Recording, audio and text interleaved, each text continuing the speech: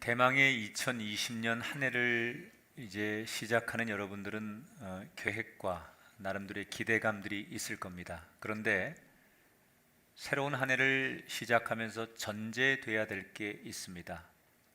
아름다운 마무리를 하셔야 됩니다. 마무리가 없는 새로운 시작은 없습니다. 마무리가 잘 될 때 멋진 시작도 할 수 있습니다. 40km를 잘 달려놓고 나머지 2km를 잘 달리지 못하면 그동안의 모든 과정이 허사가 되듯이 아름다운 마무리가 필요합니다. 그런 의미에서 오늘 창세기 14장의 말씀을 우리들에게 새로운 시작을 하기 위해 어떤 마무리를 해야 되는지에 대한 영적인 통찰력을 주는 말씀이라고 생각이 됩니다. 지난 시간에 아브라함의 조카 롯이 아브라함과 이제 분가를 하고 자기 욕심껏 저 요단강이 있는 동편으로 이주를 합니다. 그리고 그는 점점 더 세상에 대한 욕심을 따라서 소돔성이라고 하는 곳까지 가서 당시 소돔성은 가장 큰 대도시 중에 하나였죠. 그곳에서 정착을 합니다. 그리고 아브라함은 조카에게 약속한 대로 조카를 떠나보내고 거기 그냥 있어도 되지만 더 멀리 반대편 서쪽으로 이주를 합니다. 거기에 헤브론이라고 하는 곳인데, 헤브론은 산지죠. 산지, 험한 산이 있는 곳으로 조카를 배려하는 거예요.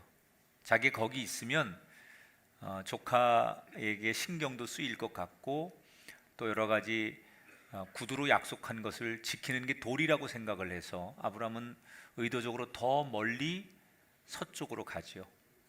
그리고는 헤브론에 정착한 뒤에 조카에게 연락을 합니다. 내가 일리 이사 왔으니 언제라도 내 도움이 필요하면 찾아오거라. 그리고 자기의 거처를 알려주지만 조카 롯은 아마도 자기 삼촌을 배려하지 않는 것 같아요. 찾아와서 인사를 하거나 또는 왕래를 하거나 그러지 않고 이미 머리 크고 한번 틀어지고 분가한 뒤로는 삼촌과의 관계를 끊고 자기의 욕심을 따라 열심히 살아가게 됩니다.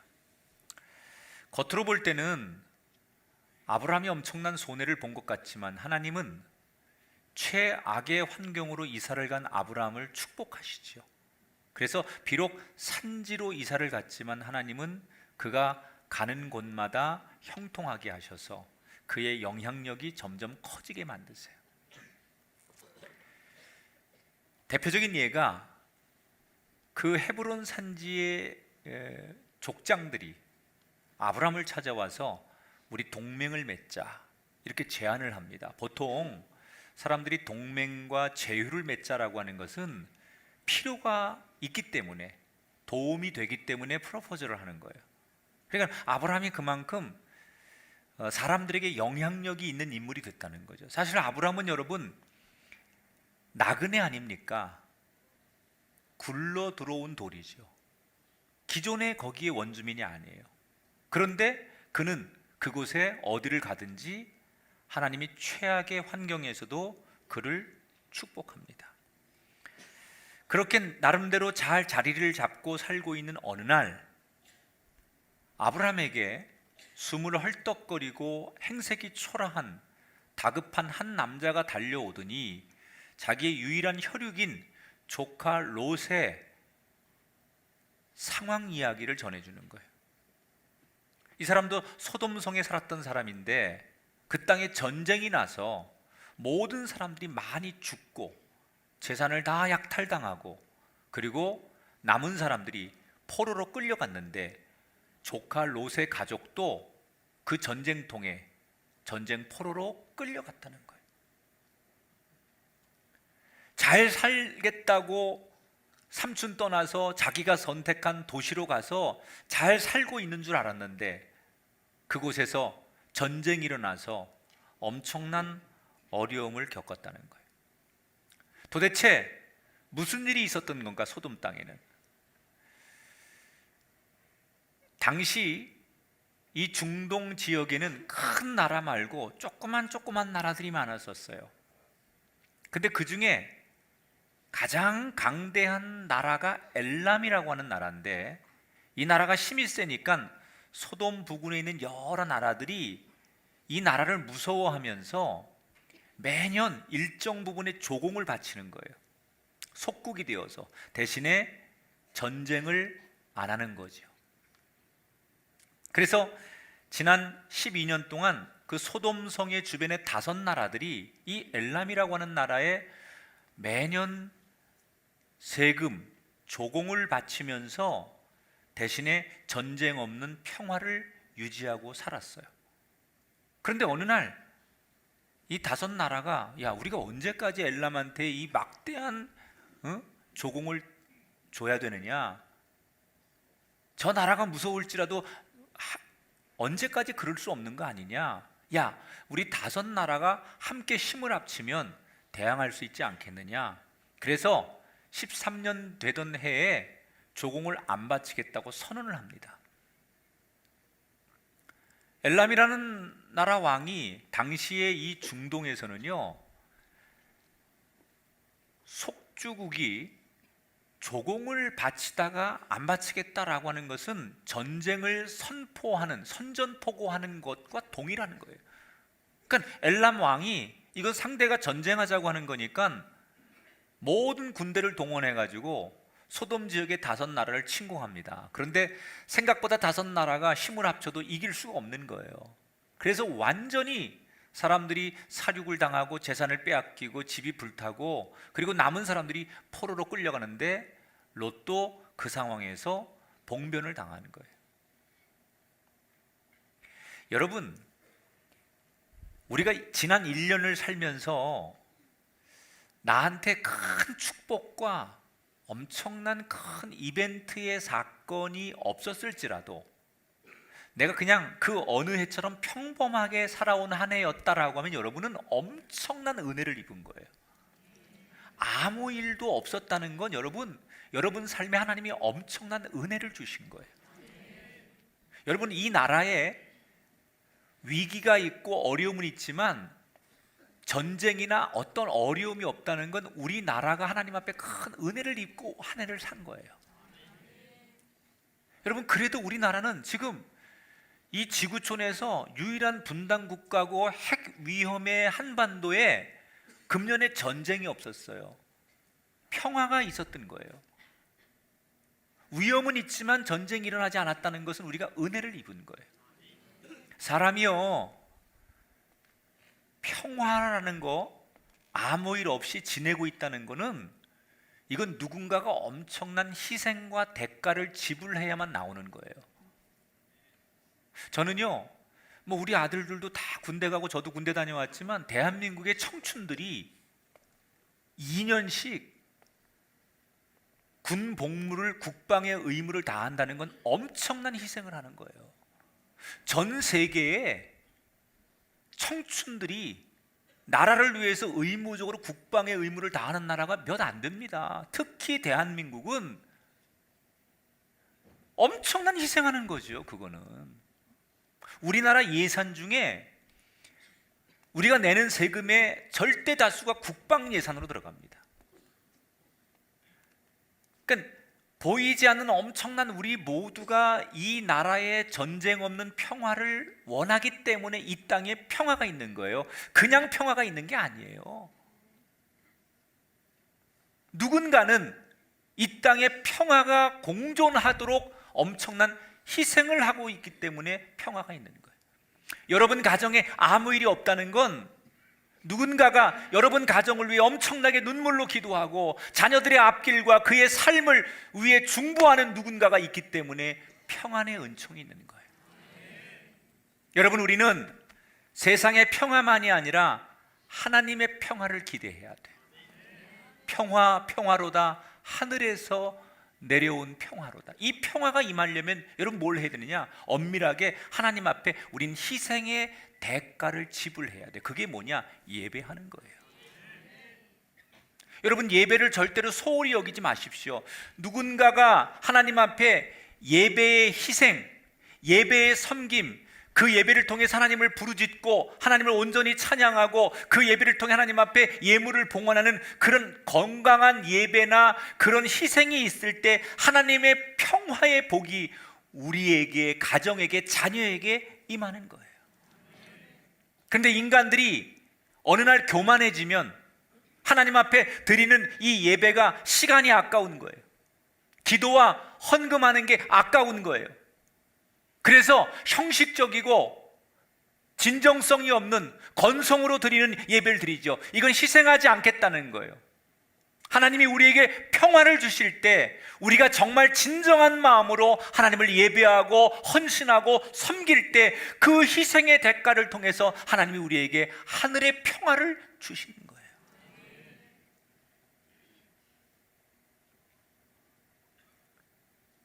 요 조그만 얼굴 하나에 주름을 없애기 위해 엄청난 시간과 돈과 정성을 기울여요. 날마다 두들기고 팩하고, 원래 그렇게 생긴 피부 색깔을 조금 더 밝게 해보겠다고 얼마나 바르고 문지르고 깎고 그 노력. 요 손톱 하나에 여기에 색을 입히고 요걸 아름답게 돋보인다고 가서 1시간, 2시간을 정성을 다해서 그러는 정도의 희생의 대가를 지불하는 거 아니에요? 그 아름다움을 유지하기 위해서. 그런데 우리가 영적으로 하나님을 위해서, 인간의 육신을 위해서, 나 자신을 위해서는 그렇게 과감하게 모든 희생을 하면서 하나님을 위해서, 하나님의 평화를 위해서 얼마나 우리가 진지하게 희생하고 있냐는 거예요. 세상 사람들은 하나님을 모르니까 그런다 치고 하나님의 백성들이 하나님이 주는 평화를 위하여 우리는 얼마나 진정성 있는 거룩한 부담을 갖고 있느냐.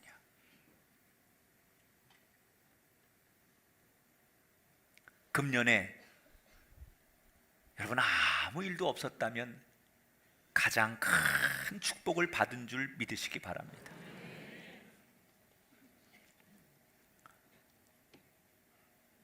이 모든 상황을 롯의 종으로부터 들은 아브람, 심정이 어땠을까요? 아브람이 놀랐겠죠 우선. 그러나 아브람은 우리가 알고 있는 대로 곧바로 군사를 일으켜서 조카 롯을 구하기 위해서 전쟁터로 달려가는 게 아니에요.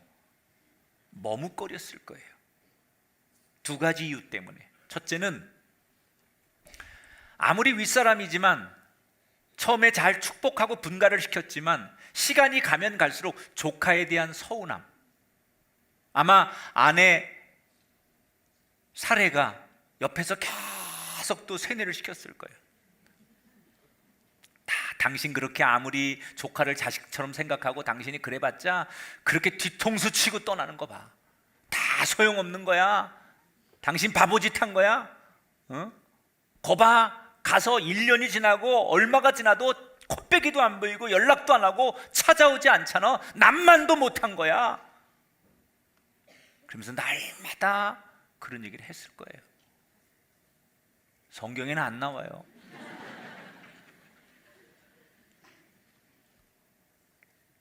그리고 아브람도 사람이니까 왜 보고 싶은 자식이 연락 안 하고 안 오면 부모가 섭섭한 마음 들듯이 그런 거겠죠. 인간적으로 그 조카 롯에 대한 서운하고 섭섭한 감정이 남아있는데, 좀 못된 사람 같으면 너 쌤통이다, 너 이 녀석 그럴 줄 알았다, 인간의 도리도 다 안 하고 배은망덕하게 너 그러더니 결국 너 그렇게 됐구나, 그래 너 고생 좀 해봐야 돼. 아마 좀 거친 생각을 갖는 사람은 이런 생각도 할 수 있을지 모르겠어요. 그래서 머뭇거렸을 거예요. 두 번째, 엘람이라고 하는 나라는 5나라가 동맹을 해서 전쟁을 해도 못 이기는 나라예요. 나라가 군대를 일으켜서 쳐들어와서 전쟁에서 이긴 그 전쟁터에 자기 조카 롯을 구하겠다고 자기 집에서 기르는 사병들 318명을 데리고 전쟁터에 간다는 게, 이게 싸울 수 있는 대상이 아니에요. 그러니까 아브라함도 그걸 알기 때문에 아브라함은 전쟁을 한 번도 해본 적이 없어요. 지금 오늘 14장에 처음 전쟁을 해보는 거예요. 전쟁 경험도 없는 사람이고 자기가 거느리는 사병은 집에서 평상시에는 일을 하고 있다가 무슨 일이 생기면 칼을 들고 병사로 싸우는 사병들이에요. 사병들. 그러니까 이 숫자를 가지고 나가서 전쟁한다는 건 말이 안 되는 거예요. 그러니까 아브라함은 전쟁할 생각이 없었어요. 어떻게 해요? 어떻게 하면 조카 롯만 구출할 수 있을까? 그러나 방법이 없잖아요. 상대가 되지도 않고 지금 그 조카에 대한 서운한 감정이 있는 터라 핑계대고 안 가도 누구 하나 아브라함을 비난할 사람 없습니다. 그런데 아브라함은 성숙한 사람이에요. 서운한 거 맞고 섭섭한 거 맞고 상대가 되지 않는 거 다 알지만 그는 사병들 318명과 자기하고 주변에 동맹을 맺은 사람들의 군사들을 더 얻어가지고 수백 명을 데리고 한 200km 떨어져 있는 단이라고 하는 곳까지 죽기 살기로 쫓아갑니다. 여러분, 믿음의 사람은 어떤 특징이 있느냐? 진짜 이 사람이 믿음의 사람은 절대로 인간적으로 계산하지 않아요. 인간적으로 계산하면 지금 아브라함이 하는 행동은 무모한 행동이고 절대 하면 안 되는 행동이고 있을 수 없는 행동이고 확률적으로 승리할 수 없는 행동이에요. 그런데 믿음의 사람은 인간적으로 계산하지 않아요. 세상에서는요, 무슨 일이 생기면 딱 우선 똑똑한 사람들은 분석하죠. 파악하죠. 통계치를 가지고 전망하지요. 그래서 승률을 따지죠. 그런데 그런 세상에 똑똑한 사람들이 살아가는 삶의 방식에 여러분 어디에도 성경에 하나님의 영광이 나타난 적이 있나요? 그렇게 인간적으로 똑똑하고 계산하고 이성적으로 판단해서 뭔가를 결정한 것 속에 하나님의 영광이 나타난 적이 있어요? 성경에 어디? 하나님의 영광은 주로 성경에 어떻게 나타나느냐? 오직 인간의 이성과 계산이 아닌 오직 믿음으로 하나님 앞에 나갔을 때만 하나님의 영광이 나타나더라는 거예요. 그러니까 하나님은요, 우리가 얼마나 심사숙고하게 생각하고 얼마나 계산하고 얼마나 많은 사람들의 의견을 수렴해서 다수의 의견으로 가느냐, 이거에 역사하는 분이 아니라 하나님은 믿음으로 행하신 것만 기억하시는 분이에요. 따라합시다. 하나님은 믿음의 사람들을 통해서만 역사합니다. 하나님이 똑똑한 사람을 통해 역사하는 게 아니에요. 이성적인 판단과 지혜를 가지고 선택한 사람들에게 역사하는 게 아니에요. 오직 믿음으로 판단하는 사람들에게만 역사하세요. 여러분, 홍해바다가 갈라질 때 그게 이성으로 갈라지는 겁니까? 모세가 참모들과 모여가지고 이성적으로 분석하고 거기에 어떤 자기의 지성과 세상의 지식을 가지고 여러분 홍해바다를 가르는 기적을 일으킵니까? 하나님이 그것 보고 역사하신 게 아니에요. 오직 믿음으로 하나님을 바라보고 그 발을 내딛는 믿음으로 하나님이 역사를 일으키시는 거예요. 그러니까 하나님의 역사는 믿음을 가진 사람에게 통해서 나타나는 거지, 우리가 이성과 지식과 상식을 가지고 세상의 똑똑함을 추구하는 곳에 하나님의 역사는 나타나지 않는다는 거예요. 아브라함이 그래서 믿음으로 가는 거예요. 그리고 정말 몇 날 며칠 200km를 달려서 쫓아갔는데 그 엘람이라는 군대가 전쟁에서 이겨서 많은 것을 챙겨가지고 돌아가니까 승리에 도취돼가지고 완전히 몇 날 며칠 술 파티를 하면서 사람들이 술에 골아 떨어져 있는 거예요. 다 한밤중인데 경계도 서지 않는 거예요. 누구도 보초도 세우지 않고 모두가 승리에 도취돼가지고 이미 전쟁 끝났으니까 온 병사들이 술 취해서 깊은 잠에 골아 떨어져 있어요. 이때 아브라함이 이 상대를 향해서 전쟁할 생각이 없었는데 그 상황에 맞닥뜨리니까 롯을 구출하려고 상대 군인들이 다 잠자고 있으니까 적진에 들어갔다가 그냥 뭐 아무리 숫자가 많아도 술 취해 누워있는 이 군대를 그냥 놔둘 수가 있겠습니까? 그래서 생각지도 않은 전쟁의 승리를 가져오는 거예요. 물론 일부 병사들이 나서 도망가니까 80km를 쫓아가서 그들을 다 전멸하고 전쟁에서 승리하고 많은 포로들을 조카와 함께 구출하고 그 전쟁터에 가지고 있는 어마어마한 재산들을 다 가지고 오게 돼요. 생각지도 않았던 엄청난 승리와 기적의 주인공이 된 아브라함. 도대체 하나님은 왜 아브라함을 이렇게 축복하신 걸까? 여기 저는 아주 중요한, 우리가 너무나 잘 알고 있는 평범한 진리 하나가 숨어 있다고 생각해요. 따라합시다. 서운함을 털어내야 합니다. 자, 아브라함이 자기 조카 롯에 대해서 서운함이 가득했다고 그랬잖아요. 얼마든지 내가 관여할 수 있는 문제가 아니야. 이미 너는 내 곁을 떠났고 내가 해줄 만큼 했고 네가 행한 대로 돌아오는 거야. 그러니까 네가 알아서 해 라면 되는 거예요. 그런데 아브라함은 그러지 않아요. 서운한 건 서운한 거고, 상대가 잘해서 내 마음이 풀린 게 아니에요. 내가 내 감정을 털어내는 거예요. 상대가 와서 사과하기 때문에, 그래서 내 마음이 녹거나 상대가 용서를 구하고 상대가 나한테 잘하기 때문에 내가 그 사람에 대해서 받아들이는 게 아니에요. 아무것도 진척된 게 없어요. 근데 스스로가 자신의 마음에 그 섭섭함과 상대에 대한 미움과 분노를 자기가 털어내는 거예요. 그랬더니 하나님께서 그 중심을 보시는 거예요. 그 마음을 보시는 거예요. 그래서 그로 하여금 하나님이 예언한 대로, 약속한 대로 복의 근원이 되게 하시는 거예요. 조카만 구하는 것이 아니라 아브라함을 통해서 전쟁에 끌려갔던 많은 사람들을 구출해 내오는 복의 근원이 되게 하셨어요. 오늘 여러분이 아브라함의 이야기 앞에 조용히 자신에게 질문해 보십시오. 한 해를 살면서 나에게 참 서운했다 느끼게 한 사람들이 여러분 많이 있을 거예요. 그 사람들에 대한 여러분의 감정을 여러분 지금 어떻게 하고 계세요? 다 털어내셨습니까? 그 마음을 그냥 가지고 그런 눈으로 그 사람을 보면서 올 한 해를 마감하고 내년으로 건너간다. 여러분도 불행하고 하나님은 그런 마음밭에 하나님의 믿음의 역사를 일으키지 않아요.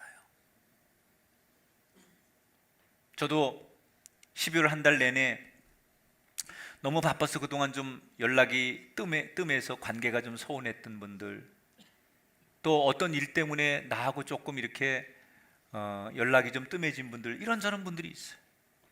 그래서 안 되겠다 생각해서 제가 전화할 때는 전화도 열심히 하고, 지난 1년 동안 더 자주 연락 못해서 미안합니다. 그리고 어떤 분들은 차 한잔 합시다 해서 일부러 차도 마시고, 또 더 저기 좀 극적인 분들은 내가 일부러 식사 자리를 마련해서 함께 식사하면서 그들과의 그런 오해한 것 또는 섭섭한 것, 이런 관계를 서로 풀려고 노력했는데 의외로 너무 많은 내가 모르는 것들도 알게 되고 상대도 나에 대해서 알게 되면서 아주 참 의미 있는 그런 시간들을 몇 번 하고 보냈어요. 여러분 안에 한 해를 정리하면서 아직도 해결되지 못한 서운함이 있다면 그 마음을 털어내셔야 돼요. 하나님이 그걸 지켜보고 계신 거예요. 아브라함이 그것을 털어내는 순간 하나님께서 그때부터 아브라함과 함께 하시고 아브라함을 복의 근원으로 사용하기 시작하는 거예요. 여러분의 삶의 자리에 여러분 각자 아브라함이 되시기 바랍니다. 서운함을 털고 넓은 가슴으로 품으셔서 모든 사람을 구원으로 이끄는 우리 시대의 복의 근원이 되시기를 주님의 이름으로 축원합니다. 자, 생각지도 않은 전쟁의 영웅이 되어 금이 환영하는 아브라함을 사람들은 나와서 환영하기 시작해요. 그런데 놀라운 것은 아브라함이 전쟁의 영웅이 돼서 갑자기 사람들에게 스타가 되었는데 얼마나 대단했든지 그 소식이 오늘 성경에 보니까 소돔의 왕과 또 예루살렘의 왕이 아브라함을 맞이하러 길가로 나와요. 근데 그 중에 한 사람이 누구냐면 예루살렘 왕이 멜기세덱이라고 하는 왕인데, 이 사람은 왕이면서 동시에 제사장이에요. 그러니까 당시에는 나라가 크지 않으니까 왕권을 가진 사람이 제사장을 같이 해요. 근데 멜기세덱이 그런 사람이었어요. 자기들이 상대할 수 없는 엘람의 왕을 무찌르고 포로들을 구해오는 아브라함을 맞이하기 위해서 이 멜기세덱이 빵과 포도주를 가지고 나와서 환대해 주는 거예요. 그리고는 아브라함을 만나자마자 이 멜기세덱이라는 왕이며 제사장이 아브라함에게 축복을 하는 거예요. 하나님, 저 아브라함을 축복합니다. 저 아브라함에게 복을 주세요. 제사장이니까 하나님의 축복권을 가지고 축복하는 거예요. 그런데 그렇게 축복을 한 다음에 멜기세덱이 다음으로 외친 한마디에 아브라함이 영적으로 깨닫는 말 한마디를 이 멜기세덱이 합니다. 자, 14장 20절에 무슨 말을 하는지 한번 같이 읽어볼게요. 너희 대적을 내 손에 붙이신 지극히 높으신 하나님을 찬송할지로다. 자, 아브라함은 사실 얼떨결에 전쟁에서 이겼잖아요. 근데 그런 결과가 나오고 사람들이 대단하다고 하니까 조금 어깨에 힘이 들어갔거든요. 내가 그래도 처음 해보는 전쟁인데 이제 엄청난 상대를 이기고 내가 포로들을 다 구출해서 오니까 자기도 모르게 어깨가 우쭐해지고 사람들이 얼마나 아브라함에게 고맙다고 하고 당신은 생명의 은인이라고 그러니까 아브라함이 자기도 모르게 자꾸 어깨에 힘이 들어가는 거예요. 그래서 야, 내가 정말 큰 일을 했구나, 내가 대단한 일을 했구나, 야, 내가 엄청난 일을 했구나, 스스로 그렇게 자기가 자기를 칭찬하고 대단하다고 여기고 있는데 멜기세덱이 뭐라고 해요? 너희 대적을 내 손에 붙이신 지극히 높으신 하나님을 찬송한다. 이 말을 우리말로 직역하면 이 전쟁은 하나님이 하신 겁니다. 하나님이 이기게 하신 겁니다. 아브라함은 내가 잘해서 싸움에서 이겼다고 생각했어요. 그래서 스스로 뿌듯했어요. 그런데 이 멜기세덱이 선포하는 한마디에 아브라함이 마치 큰 망치로 머리를 한 대 탁 맞고 충격을 받은 것 같은 영적인 충격을 느끼는 거예요. 이 장면도요, 이게 아브라함이니까 가능한 거예요. 영적으로 살아있고 민감하니까 그런 말 한마디가 탁 던져져도 그게 깨달아지는 거죠. 영적으로 믿음이 없고 영적으로 무감각한 사람은요, 정말 폭풍 같은 태산 같은 말씀을 줘도요, 그게 뭔 얘기래? 귀로는 들리는데 깨달음이 없는 거예요. 그런데 아브라함은 믿음의 사람이고 영적인 사람이니까요, 살짝만 말씀으로 터치해도요, 그 말씀이 깨달아지는 거예요. 여러분, 영적으로 예민하셔야 돼요. 영적으로 말씀이, 찬양이 나를 건들 때, 성령이 나를 터치할 때 그게 예민하게 느껴지는 사람이 될 때, 그게 아브라함 같은 인생이 되는 거예요. 내가 한 줄 알았더니 내가 한 게 아니구나. 아하, 하나님이 하셨다는 걸 내가 잊고 있었구나. 충격을 받는 거예요. 그래서 아브라함이 제일 먼저 뭘 해요? 그걸 깨닫자마자 20절 하반절에 아브라함이 그 얻은 것에서 10분의 1을 멜기세덱에게 주었더라. 뭐예요? 11조를.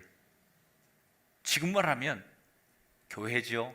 제사장에게, 하나님께 드렸다는 거예요.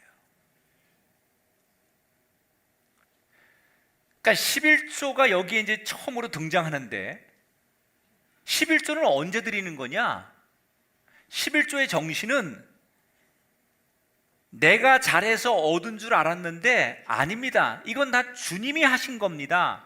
이게 하나님께서 하신 겁니다. 하나님이 하셨으니 가능합니다 라는 것을 인정할 때 기꺼이 드리는 게 11조라는 거예요. 그러니까 여러분, 이 11조의 정신을 정확히 알아야 돼요.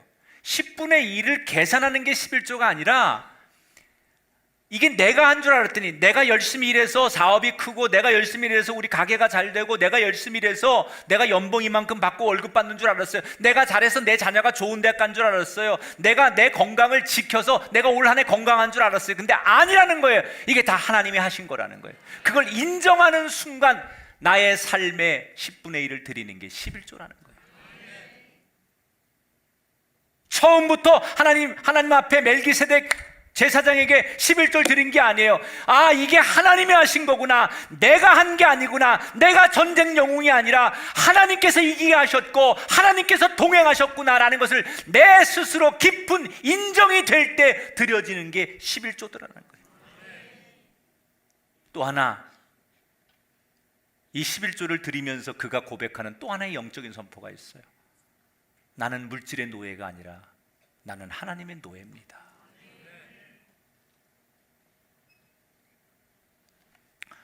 물질은요, 하나님만큼 강한 힘이 있어요. 그래서 돈이 있는 곳으로 우리 마음은 가게 돼 있어요.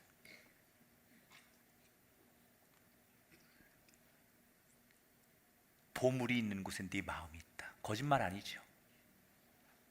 돈이 되는 대로 가잖아요, 여러분. 돈이 되면 가잖아요. 보물이 있는 곳에 내 마음이 있다. 그래서 성경은 이 물질을 비유하길 만몬신이라고 해요. 거기 노예가 되면요, 철저히 이 자본주의, 경제 논리, 이 만몬이라고 하는 물질의 노예가 되면 우리는 그 속에서 못 태어나옵니다. 그 명령에, 그들의 요구에 통제당합니다. 그래서 돈의 논리 때문에 우리가 하나님 이거 포기합니다. 돈의 논리 때문에 우리의 양심을 포기합니다. 그런데 지금 아브라함이 선언한 건 뭐예요? 내가 가지고 있는 이거 아닙니다. 나는 여기에 노예가 아니라 나는 하나님의 종입니다. 나는 하나님의 노예입니다. 그래서 자기의 것을 과감하게 내려놓는 거예요. 그게 11조라는 거예요.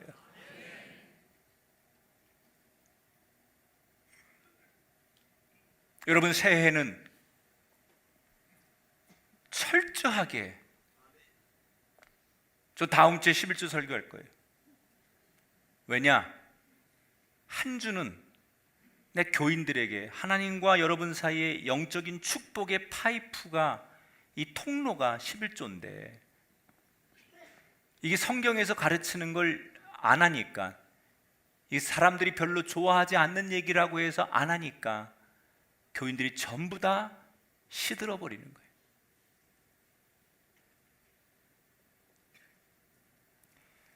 누가 11조를 율법이라고 가르쳤습니까?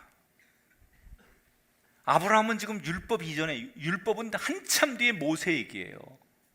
그런데 아브라함이 이미 성경에서 우리에게 영적으로 가르치는 거예요. 성경이 그래서 기록해 놓는 거예요. 여러분, 아브라함이 이 이후에 얼마나 축복을 많이 받습니까? 여러분, 올 한 해도 정말 잘하시고 귀하게 하신 분 많지만요, 미니멈을 하고서 내가 잘했다고 생각하지 마세요.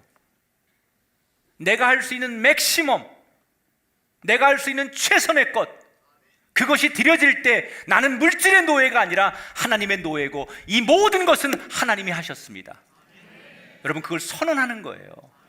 말은 안 하지만 여러분, 그 행위 속에 내가 이거 아까워서 드리지 못해요, 여러분 스스로 고백하는 거예요. 나는 아직은 물질의 노예입니다. 나는 하나님의 노예일 수 없습니다. 여러분이 그 고백 속에 이미 하나님 앞에 그렇게 선포하는 거예요. 하나님이 그 고백을 영적으로 듣고 계신데 여러분 가정과 자녀와 삶의 자리에 어떤 평화를 줄 수 있고 어떤 축복을 줄 수 있어요. 선언하세요. 주님이 하셨습니다. 내가 한 게 아니라 다 주님이 하신 겁니다. 우리가 누리고 있는 게 과연 정말 내가 잘한 덕분에 누리는 걸까요?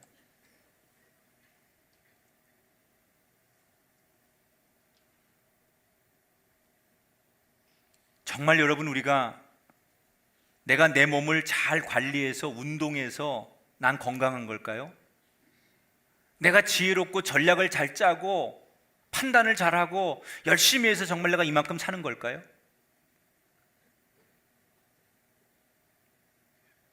아무리 내가 열심히 해도 하나님이 돌보시지 않으면 안 돼요. 하나님이 돌보지 않으시면 파수꾼이 아무리 성을 지켜도 그 성이 무너진대요. 그러나 18만 5천 명의 군사가 애워싸도 하나님이 돌보시면 결국 이깁니다. 우리가 지금 누리고 있는 것 알고 보면 하나님이 도우셨기 때문에, 하나님이 함께 하셨기 때문에 지금까지 온 줄 믿습니다. 그러므로 여러분, 한 해를 마감하는 이때에 우리가 하나님 앞에 지금 드려야 될 고백이 뭡니까? 내가 잘해서 내가 했고 내가 이루었습니다라는 내가 복음이 아닌, 주가 도우셨고 주가 인도하셔서 됐습니다라는 주가 복음을 고백해야 돼요. 늦지 않았습니다. 주님이 주신 은혜를 잘 정리하세요. 이제 결론을 맺습니다. 멜기세덱과의 인사가 끝난 다음에 소돔 왕이 아브라함에게 인사를 하면서 고맙다, 그러면서 포로들은 내 백성이니 돌려달라, 그리고 이 전쟁에서 얻은 막대한 재산은 네가 가져도 좋다 그래요. 이때 아브라함이 뭐라고 하는 줄 알아요? 이 막대한 재산도 놓고 가겠다. 왜 아브라함은 엄청난 재산을 가져가라고 하는데 포기했을까요? 거기엔 아브라함의 영적인 자존심이 있는 거예요. 나는 사람 때문에 부자로 사는 것이 아닌 하나님 때문에 부유하게 사는 사람입니다라는 것을 선포하는 거예요. 세상 왕이 주는 부유함, 재벌이 주는 부유함, 이것이 아니라 나는 하나님이 지키시고 하나님이 주시는 복으로 사는 사람입니다라는 것을 자기 스스로 고백하고 정리하는 거예요. 사랑하는 여러분, 오늘 우린 두 가지의 키워드를 가지고 한 주간 씨름해야 돼요. 내 마음의 감정을 잘 정리하세요. 마치 먼지 묻은 내 옷을 창밖에 탁탁 털어서 먼지가 떨어지게 하듯이 내 마음속에 있는 불편함 또는 억울함, 그리고 상대에 대한 미움, 섭섭함, 이런 감정들을 내가 예수의 이름으로 털어내는 아브라함이 되십시오. 혹이나 내가 했고 이건 내 몫이고 그래서 당연히 내가 누리고 싶은 그런 욕망이 올라올 때 오늘 아브라함 이야기를 들으시면서 내가 한 게 아닙니다. 나를 일할 수 있도록 지켜주시고 그런 환경으로 인도하신 하나님이 계시기에 가능한 겁니다. 평화 주심을 감사하십시오. 전쟁 없고 지진 없고 기근 없고 여러분 가정에 누군가가 큰 수술이나 더 큰 어려움 없이 한 해를 살았다면 그게 축복의 증거예요. 오늘 그런 한 해를 잘 정리하셔서 새로운 한 해 더 아름다운 믿음의 걸음을 걷는 이 시대 아브라함이 되셔서 여러분 삶에도 아브라함의 발자취를 남기는 아름다운 가문과 인생들이 되시기를 주님의 이름으로 축원합니다.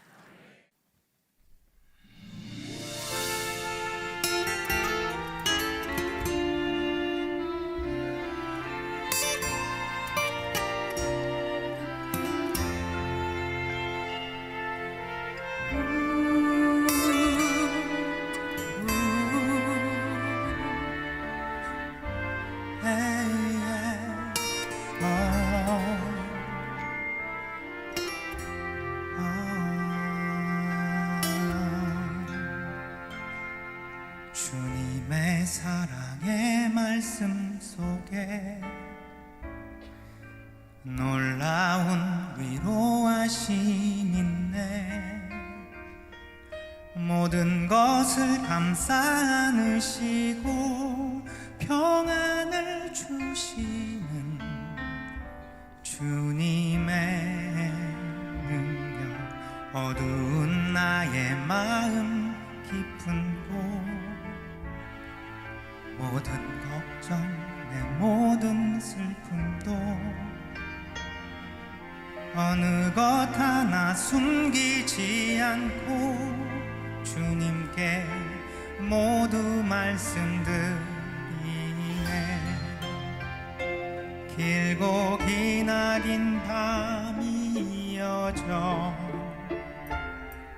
별들조차도 보이지 않아 기도조차 할 수 없을 때에도 주님은 가까이 계시네. 가만히 두 눈을 감아본다. 말로는 다 할 수 없지만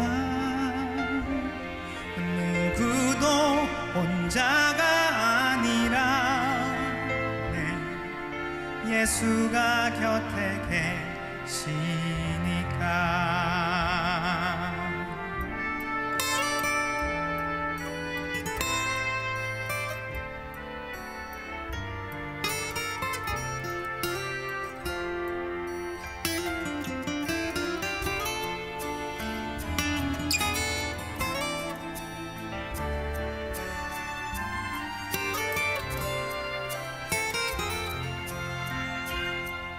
온 세상이 내 손에 있어도 사랑해 주리 나의 마음은 텅 비어버린 궁전에 홀로 외롭게 서 있는 벌거숭이 주님의 빛이 밝게 비치니 내 마음의 어두움 사라져 진실로 소중한 것은 단 하나 하나뿐임을 알아내. 불어오는 차가운 바람에 때로는 이리저리 흔들려 길을 잃어 헤매고 있을 때에도 주님은 날 지켜주시네. 가만히 두 눈을 감아본다. 말로는 다 할 수 없지만 누구도 혼자가 아니라 예수가 곁에 계시니까. 누구도 혼자가 아니라 예수가 곁에 계시니까.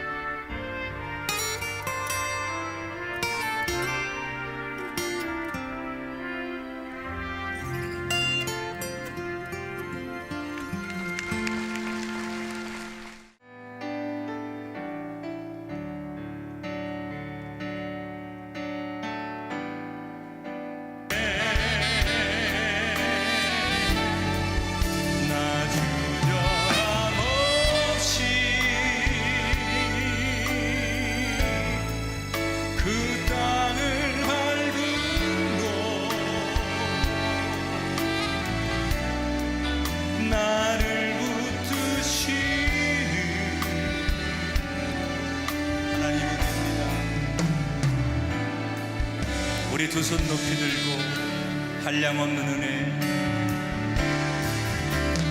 한량없는 은혜, 갚을 길 없는 은혜, 내 삶을 애워싸는 하나님의 은혜.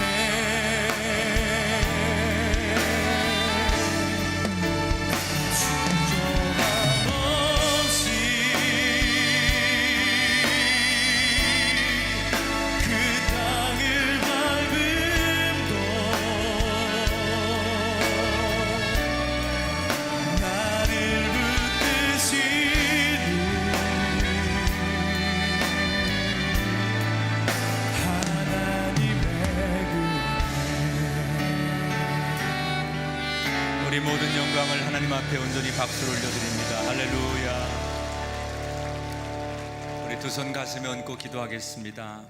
하나님, 다사다난했던 2019년이 끝나가는데 지난 1년을 저희 중에 함께 하셔서 지켜주셔서 감사합니다.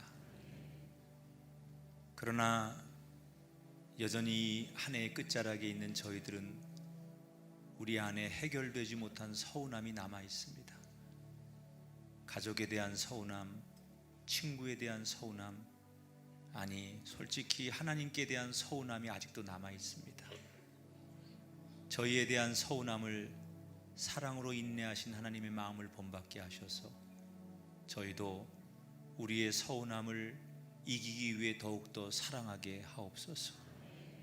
언젠가부터 하나님의 은총을 잊고 산 저희들을 돌아보며 내가 잘했다고, 내가 이만큼 해냈다고 생각했던 마음들을 진심으로 회개합니다. 저희를 용서하시고 하나님의 은총을 정리하고 기억하게 하시며 입술을 주장하셔서 주님이 하셨습니다 라고 고백하게 하옵소서. 지난 1년 동안 저희 교회를 지켜주셔서 감사합니다. 꿈과 비전을 주시고 특별히 드림 키즈 빌리지의 건축 과정을 주관해 주셔서 감사합니다. 안전하게 건축되게 하셨고 이제 얼마 뒤에 아이들이 기뻐하는 복된 집이 입주될 텐데 저희들을 사용하셔서 매주 그곳에 예배가 있게 하시고 성령이 친히 인도하셔서 아이들 속에 거룩한 영이 아이들과 함께 동행하는 은혜와 살아있는 예배의 공동체가 되게 하여 주옵소서. 이 시간도 하나님 앞에 귀한 예물을 11조 감사 예물로 구분하여 드립니다. 몸과 마음의 예물도 드리오니 받으시고 여전히 건강과 가족과 사업의 문제로 아픈 교우들이 많이 있는데 성령이여 저들을 위로하시고 인도하셔서 깨끗게 하시고 해결되게 하시고 형통하게 하옵소서. 이제는 우리 주 예수 그리스도의 은혜와 하나님 아버지의 극진하신 사랑하심과 성령님의 감화 감동 역사하심이 우리 가운데 영원히 함께 하기를 축원하옵나이다. 아멘.